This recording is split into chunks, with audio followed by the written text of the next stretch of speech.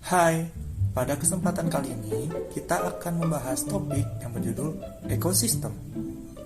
Apakah kamu pernah pergi ke hutan atau daerah perkebunan? Menurutmu, ada apa saja ya di hutan tersebut? Ya, banyak sekali yang terdapat di hutan, seperti pepohonan, bebatuan, burung, sungai, serangga, dan banyak yang lainnya. Pernahkah terlintas di pikiranmu bagaimana jika hutan tidak terdapat pepohonan? Apa yang akan terjadi ya? Jika pohon tidak ada, maka banyak sekali dampak yang ditimbulkannya. Salah satunya dapat menimbulkan banjir. Oleh karena itu, semua unsur yang ada di lingkungan kita saling berhubungan satu dengan yang lainnya. Setelah mengetahui hal tersebut, menurutmu apa ya itu ekosistem? Ekosistem adalah hubungan timbal balik atau interaksi antara makhluk hidup dengan lingkungannya.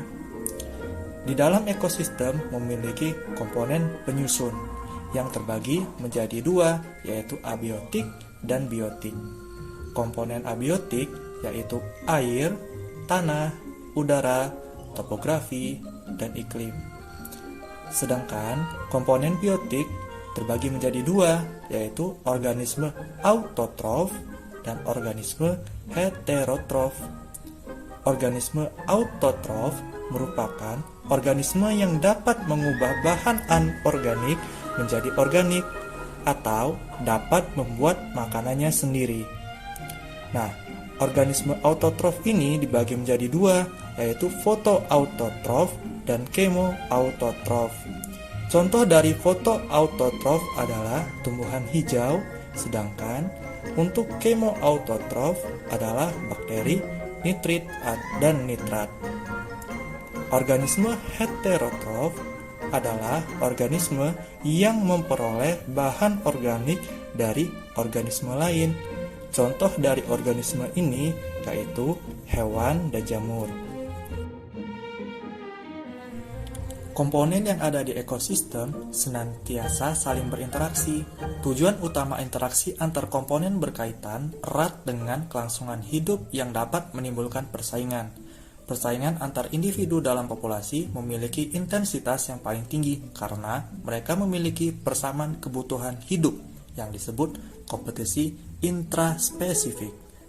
Lalu, populasi yang satu senantiasa berinteraksi dengan populasi yang lain disebut kompetisi interspesifik. Interaksi antar organisme tersebut dapat berupa yang pertama, interaksi netral, yaitu hubungan tidak saling mengganggu antar organisme dalam habitat yang sama, yang bersifat tidak menguntungkan dan tidak merugikan kedua belah pihak. Contohnya antara capung dan sapi atau ayam dan kucing. Interaksi yang kedua yaitu predasi, adalah hubungan antara mangsa dan pemangsa atau predator. Hubungan ini sangat erat sebab tanpa mangsa, predator tak dapat hidup. Sebaliknya, predator juga berfungsi sebagai pengontrol populasi mangsa. Contohnya singa dengan mangsanya yaitu kijang, rusa, atau burung hantu dengan tikus. Interaksi yang ketiga yaitu parasitisme, yaitu hubungan antar organisme yang berbeda spesies bila salah satu organisme hidup pada organisme lain dan mengambil makanan dari inangnya sehingga bersifat merugikan. Nah, contohnya seperti benalu dengan pohon.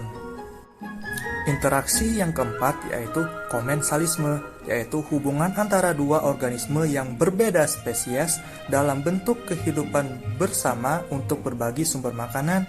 Salah satu spesies diuntungkan dan spesies lainnya tidak dirugikan. Contohnya adalah anggrek dengan pohon yang ditumpanginya, atau ikan hiu dengan ikan remora. Dan interaksi yang terakhir yaitu mutualisme, yaitu hubungan antara dua organisme yang berbeda spesies yang saling menguntungkan kedua pihak. Contohnya adalah bakteri rhizobium yang hidup pada bintil akar kacang-kacangan, atau bunga dan lebah yang akan melakukan penyerbukan. Adanya interaksi-interaksi tersebut dapat menimbulkan suatu peristiwa yang disebut dengan rantai makanan. Menurutmu, apa itu rantai makanan? Rantai makanan adalah suatu pemindahan energi melalui peristiwa makan dan dimakan yang membentuk struktur trofik yang bertingkat-tingkat. Setiap tingkat trofik merupakan kumpulan berbagai organisme dengan sumber makanan tertentu. Tingkatan trofik pertama adalah kelompok organisme autotrof yang disebut produsen. Contohnya yaitu tumbuhan hijau atau fitoplankton. Tingkatan trofik selanjutnya ditempati oleh berbagai organisme yang tidak dapat menyusun bahan organik sendiri yang disebut organisme heterotrof. Organisme heterotrof ini hanya menggunakan zat organik dari organisme lain sehingga disebut juga konsumen. Konsumen yang pertama disebut konsumen primer. Organisme pemakan produsen atau dinamakan herbivora yang menempati tingkat trofik kedua. Selanjutnya ada konsumen sekunder, yaitu organisme pemakan herbivora yang dinamakan karnivora kecil yang menempati tingkat trofik ketiga. Selanjutnya, konsumen tersier, yaitu organisme pemakan konsumen sekunder yang dinamakan karnivora besar yang menempati tingkat trofik keempat. Setelah melihat komponen dan interaksi yang ada di ekosistem, ada apa saja ya tipe ekosistem yang terdapat di permukaan bumi? Tipe ekosistem yang terdapat di permukaan bumi antara lain ekosistem darat dan ekosistem perairan. Ekosistem perairan dibagi menjadi dua, yaitu ekosistem air tawar dan ekosistem air laut. Ekosistem air tawar contohnya adalah kolam, sungai, danau, ataupun rawa. Sedangkan ekosistem laut misalnya hutan bakau, pantai berpasir, pantai berbatu, laut dangkal, dan laut dalam. Lalu, ekosistem yang berada di daratan atau terestrial yaitu bioma gurun, bioma padang rumput, bioma hutan tropis, bioma hutan gugur, bioma hutan taiga, dan bioma tundra. Itulah pembahasan kita mengenai ekosistem.